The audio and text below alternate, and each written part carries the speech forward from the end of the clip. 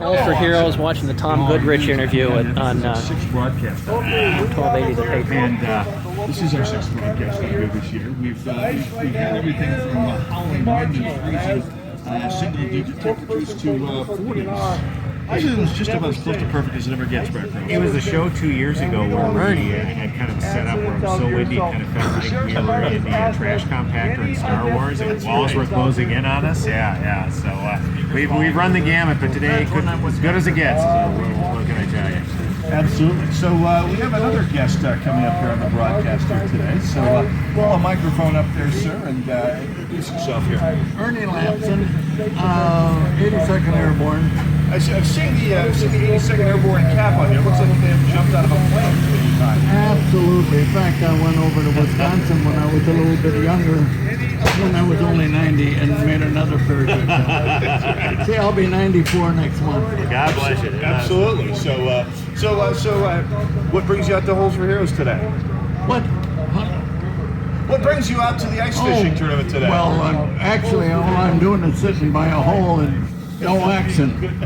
But, I mean, it's a lot easier. They got the equipment to drill the holes. I can remember years ago when I just used an auger, a chop. Oh, yeah. Yeah, well, I don't think you're an exclusive company there, Ernie, just sitting around a hole hoping for some action to happen out here. I know. You're not alone there, sir. So. But the company is good. Exactly. And they fed me a brat, so that's well, that's as good as it gets. That'll just keep me going. Full service operation out here, absolutely. Yeah, well,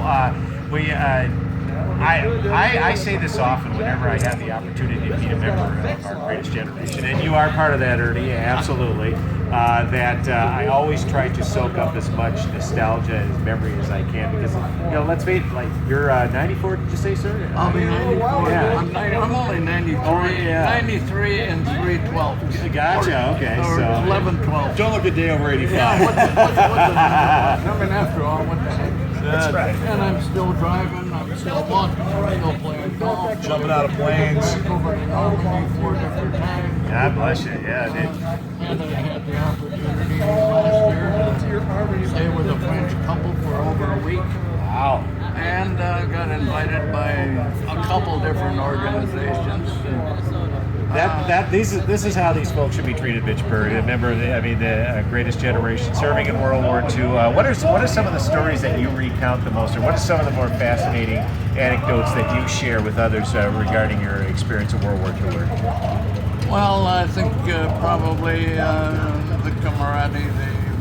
Actually, we had 30 reunions across the country. Okay. But we had 2 of them here in Minnesota, and I was in charge of both of them. There are obviously, the film industry has certainly depicted World War II a lot within the past couple of decades, whether it be with the TV series Band of Brothers or Saving Private Ryan. Can you speak to the authenticity of any of these films? Do they capture what you experienced? Well, I tell you, when you think about the Band of Brothers, there's an episode in that where an actor portrays a German, has Edelweiss on him. He's a friend of mine. He lives in England, and he did a lot for a memorial for my brother, who was a navigator on a B-24. Okay. They never dropped a bomb. They dropped tinfoil. Okay. It was called chaff, and they flew over the German airport at night. Blinded their radar. And the Germans picked it up on their radar. A lot of planes woke their pilots up, got them in the air, wasted their gas. By that time, he was back in England. But he crashed in England, and they have a memorial there. And I went over for that. And like I said, I've gone over 4 different times. I got invited.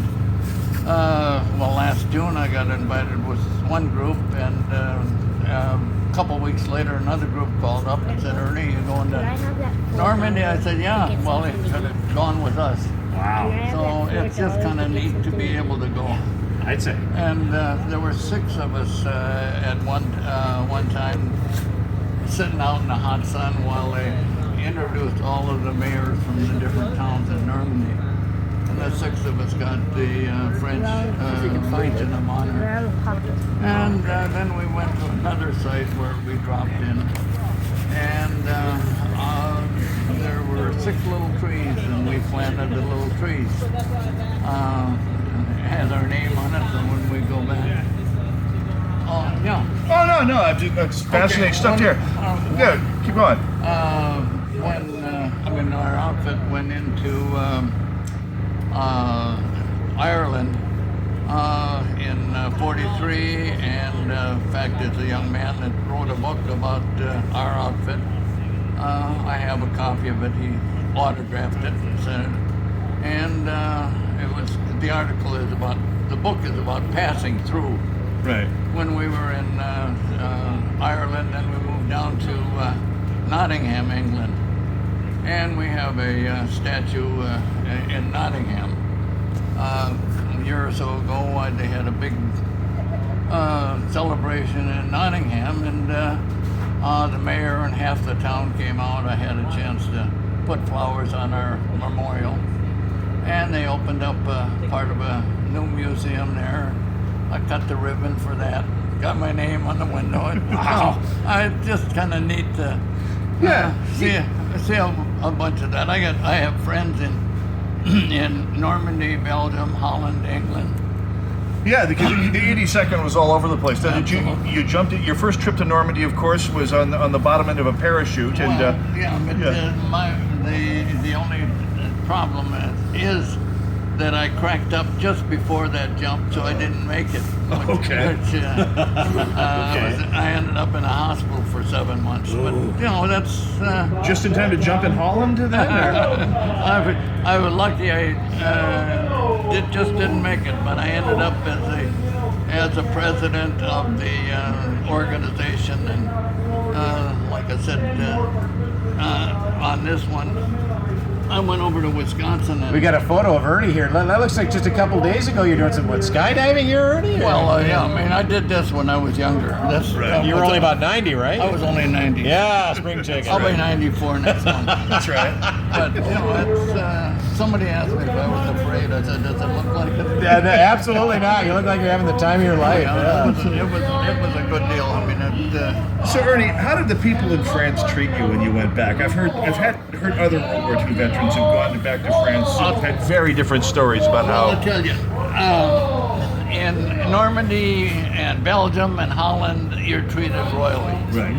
And they are, but of course Paris, it's a different country. Oh yeah. I mean, but in England, my brother's buried in Cambridge, England, and I was at that ceremony a couple of years ago.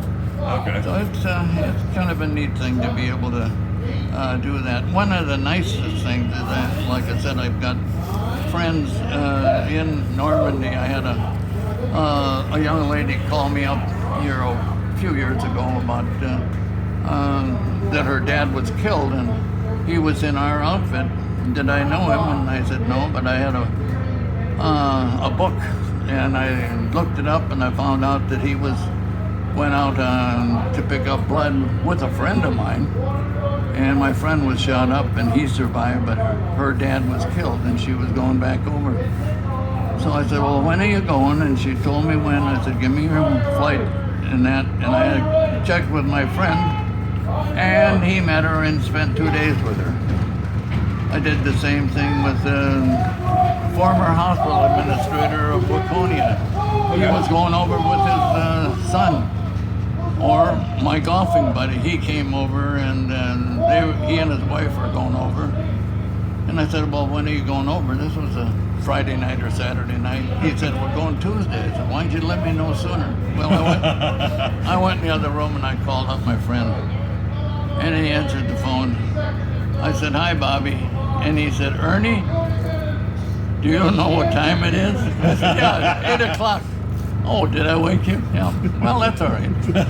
But I put my friend on, and he spent a day with him, going around Normandy.